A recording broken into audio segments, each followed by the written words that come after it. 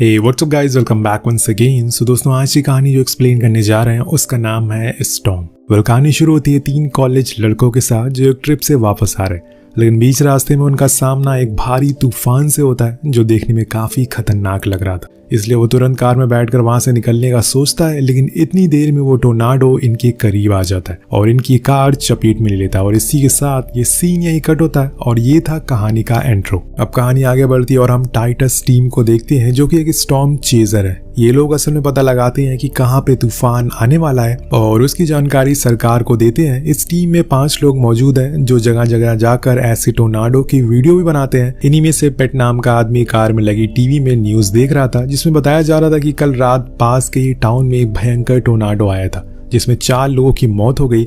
अब पेट को यहाँ इस बात का दुख नहीं था कि असल में वहां 4 लोग मारे गए, बल्कि वो अपनी टीम के ऊपर इसलिए चिल्लाता है कि वो एक बार फिर से किसी लाइव टोर्नाडो को रिकॉर्ड करने का मौका मिस कर बैठे। और ऐसा उनके साथ पिछले 1 साल से हो रहा है, लेकिन अब वो पूरी तरह से तैयार बैठे हुए हैं। दरअसल ये वही 4 लोग थे जिन्हें हमें कहानी की शुरुआत में देखा था। तभी एलिसन पेट को बताती है कि अभी पास के टाउन में एक बड़ा तूफान आने वाला है और ये सुन के वो लोग फौरन अपनी कार को मोड़ लेते हैं क्योंकि ये मौका वो नहीं छोड़ सकते। दूसरी ओर हम एक फैमिली को देखते हैं जिसमें बड़े बेटे का नाम है टोनी।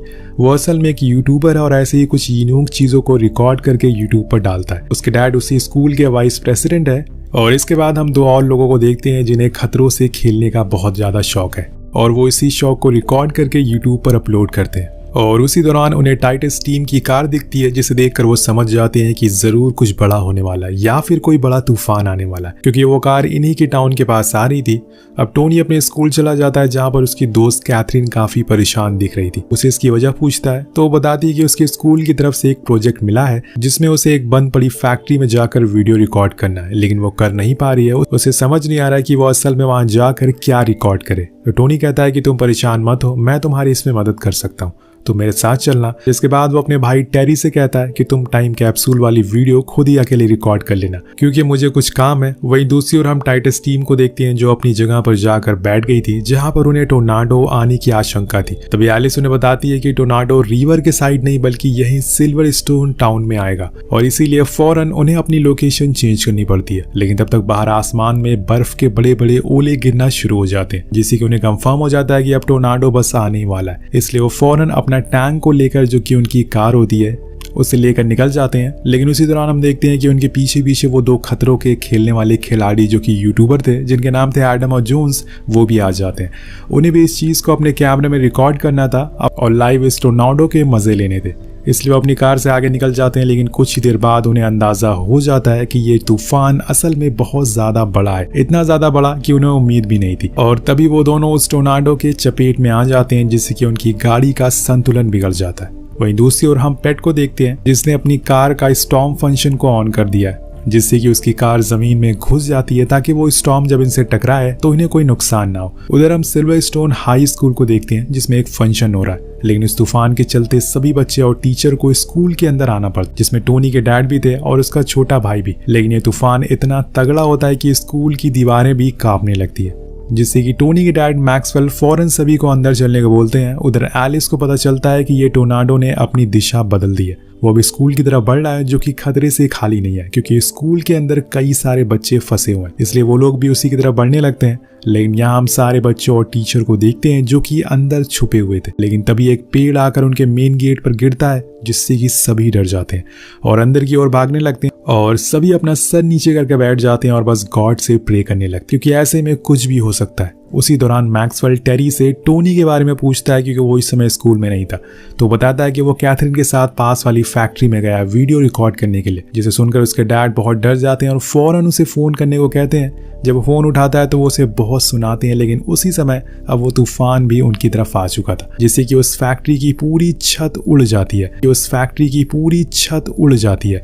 अब इन्हें कुछ भी हो सकता है और ये यहाँ पर सेफ नहीं है और यहाँ भी इस समय इन्हें कोई मदद के लिए भी नहीं आ पाएगा, लेकिन उसके डैड जरूर आएंगे उसे बचाने के लिए। उधर टाइटस टीम को खबर मिलती है कि अब थोड़ी ही देर बाद टोर्नाडो जाने वाला और होता भी ऐसे ही है। कुछ समय के बाद सब कुछ शांत हो जाता है और मैक्सवेल टेरी को लेकर बाहर आता है, लेकिन वहां का मंजर ही बदल चुका था। चारों तरफ बस तबाही थी। जितने भी घर थे वो सब अपनी जगह से उखड़ चुके थे, जिस वजह से न जाने कितने लोग मारे गए होंगे। वहां मैक्सवेल पहुंच जाता है और घर में जितने भी लोग बचे हुए थे उन सभी को बाहर निकालता है और उनकी मदद करता है ताकि वो जिंदा रह सके। वहीं दूसरी ओर हम देखते हैं कि कैथरीन और टोनी दोनों ही उसी फैक्ट्री में छुपे हुए हैं, लेकिन तभी वो तूफान जो कुछ भी बची हुई फैक्ट्री थी उसे भी अपने साथ ले जाता है, जिसके बाद वो दोनों और ज्यादा डर जाते हैं। पर अब माहौल शांत हो चुका था, इसलिए मैक्सवेल अपने बेटी को बचाने के लिए निकल जाता है और ढूंढने के लिए। वहीं दूसरी ओर एलिस बताती है कि ये बस एक छोटा सा टोर्नाडो था, कुछ ही देर बाद एक बहुत बड़ा तूफान आने वाला है जिसमें न जाने कितने घरों को गिराने की ताकत होगी। लेकिन यहाँ भी वो एक और वीडियो बनाने की सोचती है, बल्कि उन्हें तो फौरन ये न्यूज पुलिस से शेयर करनी चाहिए थी, पर ऐसा नहीं था। उधर हम एडम और जोन्स को भी देख पाते हैं जो मजे से बैठे चिल कर रहे थे,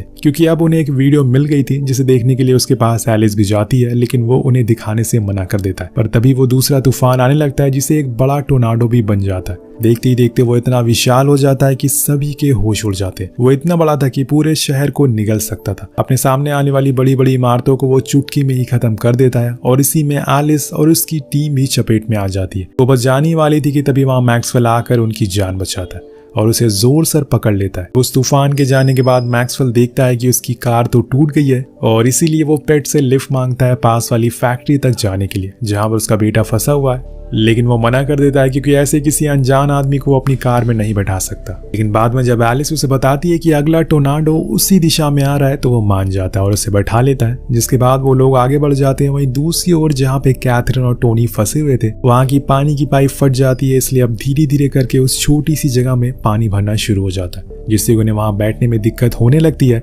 अब उन्हें जल्दी से बाहर निकलना होगा और उधर टाइटस टीम अब आगे बढ़ रही थी। लेकिन तभी एक और टोर्नाडो हिट कर जाता है जो साइड में खड़ी सारी पार्किंग कार को चपेट में लेता है और देखते ही देखते इतना बड़ा हो जाता है कि पेट की वैन भी उसकी चपेट में आ जाती है, जिसमें मैक्सवेल और बाकी के टीम मेंबर मौजूद थे। हालांकि वो उसे तबाह तो नहीं करती, लेकिन उस तेज हवा से वो वैन पलट जाती है और रोड के किनारे जाकर गिर जाती। पेट फौरन अपनी कार से बाहर निकलता और यहाँ जो वो देखता है उसके तो होश ही उड़ जाते। दो टोर्नाडो एक दूसरे की तरफ बढ़ते जा रहे थे और बीच रास्ते में आने वाली सभी चीजों को तबाह कर रहे थे, लेकिन सभी लोग अभी तक सही सलामत थे। तभी अचानक से एक पेट्रोल पंप में आग लग जाती है, जिससे कि वो टोर्नाडो एक फायर टोर्नाडो में बदल जाता है और वो और ज्यादा खतरनाक हो चुका था, धीरे धीरे बड़ा होने लगता है। इस चीज को रिकॉर्ड करने के लिए कैमरामैन जेकब उसके करीब जाता है, लेकिन यहाँ वो वही गलती कर देता है क्योंकि वो इतना पावरफुल हो चुका था कि वो उसके अंदर खींचने लगता है और देखते ही देखते वो जल के खाक हो जाता है। और तभी इन लोगों को पास में ही बना एक चर्च दिखता है और ऐसे मौके पर बस गॉड याद आते हैं, इसलिए वो लोग बिना कुछ सोचे समझे उसमें घुस जाते हैं और गेट को बंद कर लेते हैं। उन्हें पता था कि ये तूफान इतना बड़ा है कि सब कुछ तबाह हो जाएगा, लेकिन चर्च सही रहेगा।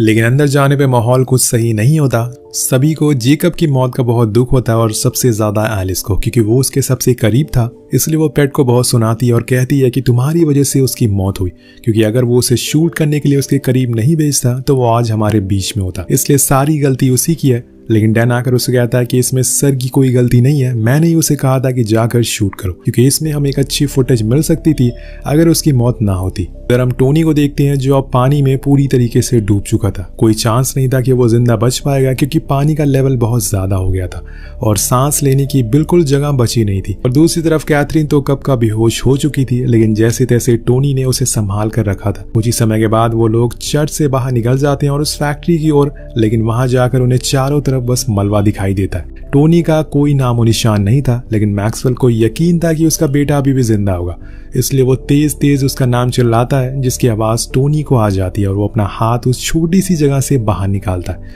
जिसे कि मैक्सवेल देख लेता है और फौरन पहले तो वो कैथरीन को बाहर निकालता है, लेकिन वो बेहोश थी। उसे तो पहले होश में लाया जाता है, जिसके बाद मलबा हटाकर टोनी को बाहर आने को कहा जाता है। लेकिन ये इतना आसान नहीं था, क्योंकि उसका पैर नीचे मलबे में फंस चुका था, जिस वजह से वो बाहर नहीं आ पाता और अब पानी उसके सर के ऊपर पहुंच चुका था। इस सिचुएशन को देखते हुए मैक्सवेल खुद नीचे जाता और अपनी बेटी को बाहर निकालने की कोशिश करता है और इसकी पैंट को काट देता है, जिससे कि वो फ्री हो जाता है। लेकिन जब वो उसे लेकर बाहर आता है तो उसकी सांसें नहीं चल रही थी, जिसे देखकर वो लोग बहुत घबरा जाते हैं और खासकर मैक्सवेल। वो सारी कोशिशें करता है जिससे कि वो बच सके, लेकिन कुछ भी काम नहीं आ रही थी, इसलिए आखिर में वो उसे CPR देता है, जिससे कि वो अचानक से उठ जाता है, जिससे सभी के अंदर जान आती है और सभी वहां से निकलने के लिए दूसरा रास्ता ढूंढने लगते हैं क्योंकि यहाँ पे रहना अब ज्यादा देर ठीक नहीं है। पेट अपनी कार लेकर आता है जिसमें बैठकर सभी टाउन से जाने लगते हैं, लेकिन तभी एलिस की नजर मॉनिटर स्क्रीन पर पड़ती है जहां पर उसे एक EVF टोर्नेडो दिखता है जो अभी तक का सबसे बड़ा और विशाल टोर्नेडो है।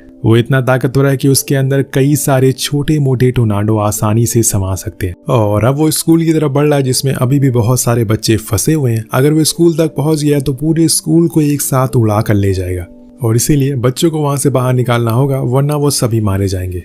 इसलिए वो सीधा वहां पहुंच जाते हैं और जितने भी लोग अंदर मौजूद थे सबको पहले बाहर निकाल कर इकट्ठा करते हैं और एक एक करके वहां खड़ी जितनी भी बसें और कारें थी सभी लोगों को उसमें बैठा देते हैं और तेजी से वहां से बाहर निकलने लगते हैं। पर जब वो पीछे देखते हैं तो वो टोर्नेडो पूरे स्कूल को एक झटके में गायब कर देता है और इसी बात से अब अंदाजा लगा सकते हैं कि वो कितना पावरफुल है। लेकिन वहीं एक और ये लोग अब तेजी से बढ़ रहे थे पर इनके बीच में एक रुकावट आ जाती है। वो थी टूटी फूटी कारें और पेड़ जो कि रोड के बीच में फंस चुके थे, जिसे पार कर पाना बहुत ही मुश्किल होता है। इसलिए सभी लोग डिसाइड करते हैं कि वो पास के ही बने एक मैन होल में जाकर छुप जाएंगे जहां वो सेफ रह सकते हैं। तो एक एक करके सभी अंदर जाने लगते हैं, लेकिन धीरे धीरे करके तूफान अब तेज होता जा रहा था, इसलिए इन्हें जल्दी से अंदर जाना होगा। अब सभी अंदर पहुंच जाते हैं, लेकिन उसी समय एक कार आकर इनकी मैन होल के गेट पर लगती है जिससे कि वो स्टील गेट टेढ़ी हो जाती है। अब कोई चीज आकर अगर उसमें टकराई तो वो टूट भी सकती है, इसलिए पेट बाहर जाता है और अपनी पावरफुल कार को उस गेट के सामने खड़ा कर देता है ताकि इन लोगों को कुछ ना हो। वहीं दूसरी ओर हम इन सबसे बड़े टोर्नेडो की ताकत को देखते हैं जिसके सामने बड़े बड़े जहाज भी एक ताश के पत्ते की तरह उड़ रहे थे। उसने पल भर में पूरे एयरपोर्ट को उखाड़ कर फेंक दिया था और वो सभी प्लेन अब हवा में उड़ रहे थे, वो भी बिना पायलट के। इधर अब पेट की कार भी इस हवा को झेल नहीं पाती और वो डगमगाने लगती है। जैसे कि वो टोर्नेडो इस मैन होल के ऊपर से गुजरता है, पेट की कार जमीन से उखड़ जाती है और जाकर टोर्नेडो में घूमने लगती है। अब वो उसे इतनी ऊपर ले जाती है कि वहां से पेट को साफ साफ सूरज दिखाई देने लगता है। ये नजारा देखकर उसके चेहरे पर स्माइल आ जाती है, लेकिन अगले ही पल वो उसे नीचे लाकर फेंक देती है जिससे कि उसी वहीं बेदर्दी से मौत हो जाती है। कुछ समय के बाद टोर्नेडो की स्पीड कम हो जाती है और वो चला जाता है। तब सब लोग बाहर आते हैं और जब अपने शहर को देखते हैं तो उन्हें यकीन ही नहीं होता। पूरा सिल्वर स्टोर टाउन ताश के पत्तों की तरह बिखर पड़ा था, सभी चीजें तबाह हो गई थी, हजारों लोगों की जान चली गई थी। जो भी मैक्सवेल के साथ थे या फिर कहीं बेसमेंट में छुपे थे